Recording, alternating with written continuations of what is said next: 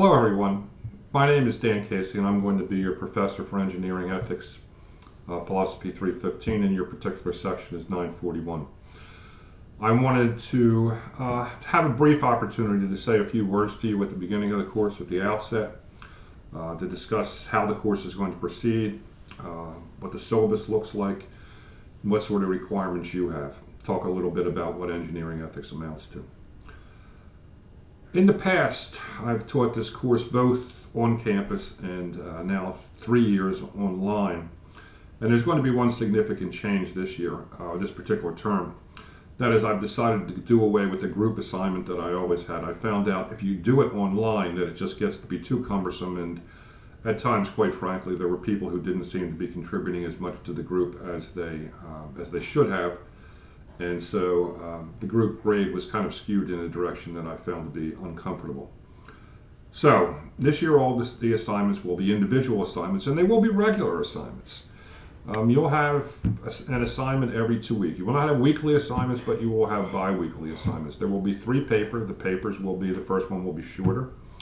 That will be roughly 3 or 4 papers, and then the 2 following papers will be 4 to 6 pages in length. They will all be on case studies, and I'll talk about that just a little bit in a minute or two.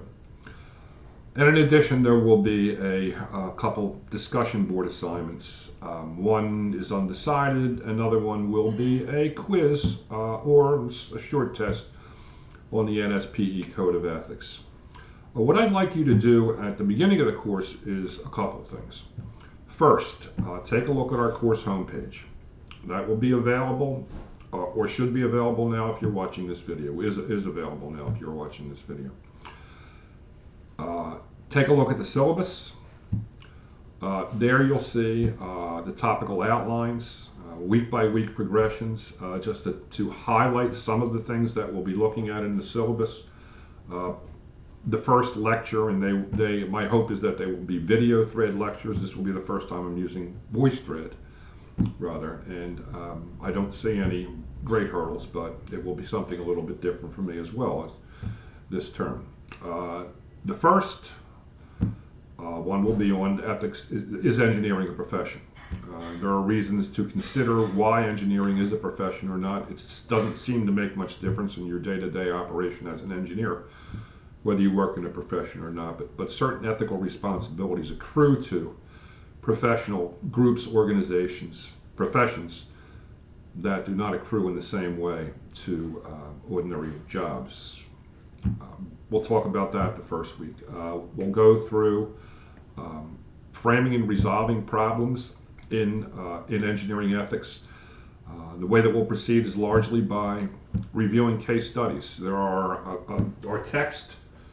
Before I mention the text, I'll show it to you. Our text is Engineering Ethics by Pritchard, Harris, Rabin, and a couple of others in the 5th edition. And you can also use, these texts are expensive, so I can understand the need to save money on them. You can also use Engineering Ethics, the 4th edition.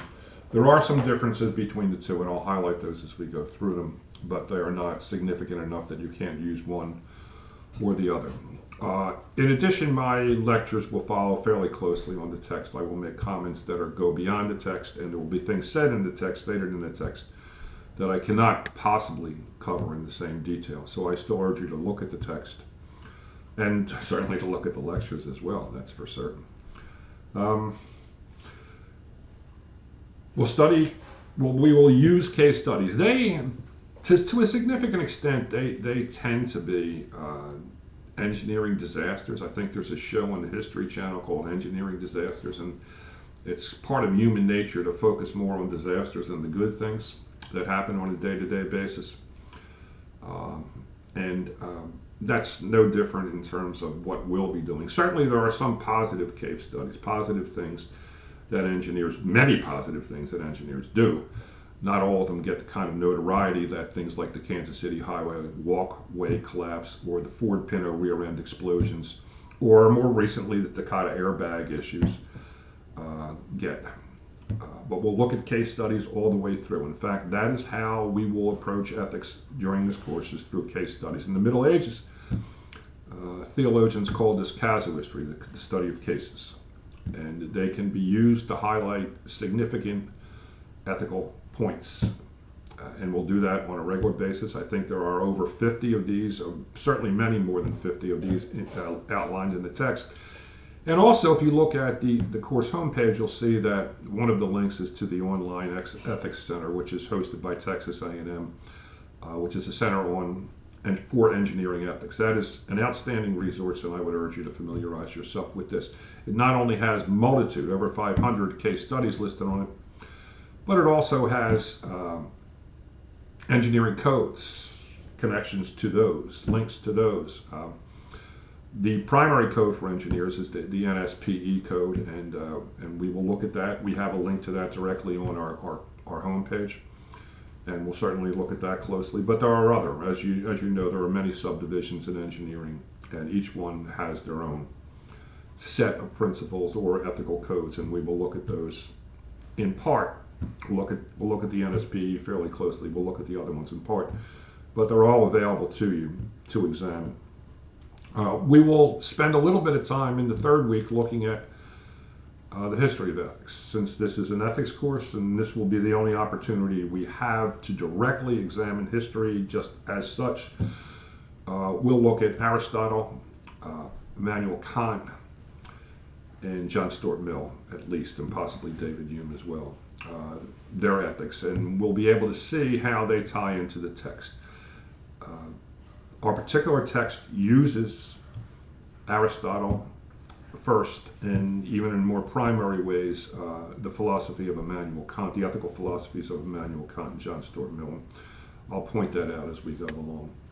We're going to talk about the social and value dimensions of technology at some point, how technology can affect society for either good or bad. And we all know that technology is a double-edged sword, and we also all know that engineering is closely tied to technology. Trust and reliability, risk and liability in engineering are topics that we'll cover as well. Again, this is closely tied to ethics, and it's closely tied to things that can go wrong in engineering. I have a neighbor across the street, as a matter of fact, who makes a living as a forensic engineer. And what does a forensic engineer do? Largely, they're called in to find out what went wrong at a site or what went wrong with a particular product, and then to testify in court as to whose responsibility it was in a particular case. And it says something about ethics in engineering that you can make a living doing this. We'll look at engineers and organizations. Many engineers operate on their own. Not all do. Many work for large corporations, and some of the things that we'll look at is the pressure that management puts on engineers in large corporations. We'll look at engineering in an international way as well. Engineering in a global context. There is a film that I'm trying to get hold of that I believe Drexel has now called Ethicana, which is recently out, and which covers in the international politics of engineering and things that can go wrong ethically in that. That roughly is the series of topics that we're going to cover. I've talked a little bit about your responsibilities for this in terms of the assignments that you'll have, and as I said, they will be regular assignments, and I would also urge you to look over our homepage. In there you'll find the syllabus on the homepage. You'll find I have to talk about this. What amounts to our rubric document. It's a document that I've written and revised over several years called Developing a Case Study in Ethics. And it is important because I am using the criteria outlined in this document to grade your papers. So it has, for you, it has significant importance. All right. If you choose, you can forget everything you want at the end of this course. However, while you're in this course, and I've told you this is how you should write your papers, this is how you should write your papers, because if you don't, then it's going to cost you in terms of the grade that you get for an assignment. So we should look at that fairly closely, and I'll talk about that again at some point soon enough.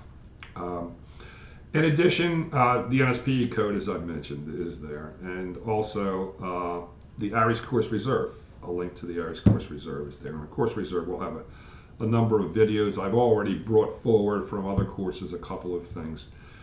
and I'm looking to find a couple of other ones. In addition, there are lots of YouTube videos available on various case studies in engineering. The City Corp Center, the Fort Pinto. I mentioned again the Kansas City Highway walkway collapse, and numerous others that are available, and I'll be posting those. In general, I think now also on the course homepage there are links to standard things that we're pretty much required to put up there: Drexel libraries, Drexel policies and resources, Drexel disability resources, and there may be a few other things that we get up there as going along. I will send out regular announcements, and that's one of the things that I want to do. Either in the left-hand menu or on the engineering homepage, put a link to announcements. But you'll get them in the email, and you'll probably be annoyed by the end of the term about the announcements that I send out.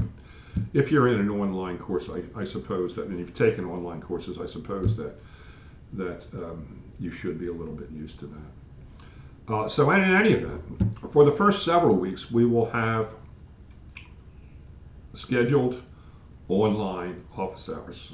Now, I find for some of you this will not refer, but there used to be a commercial about the Maytag repairman, and he was the guy who sat there doing nothing because Maytags were so reliable.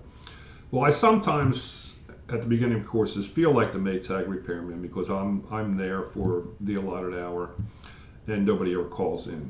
That's fine. If you don't want to, you don't have to. If you have a question, I'll be available.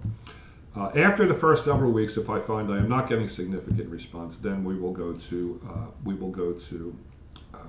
appointments. If you wish to talk to me, you communicate that to me. My telephone is listed on the syllabus. My email is listed on the syllabus. They're both available to you. You can contact me at any time. If you need to talk to me in person, we can arrange to do that. We can talk on the phone. We can work it out via email, or we can Skype, or meet through Blackboard Learn, Blackboard Collaborate. All right, so I think that's it for now. Excuse me, I just wanted to say hello to everyone. I hope that the course turns out successfully for all of you.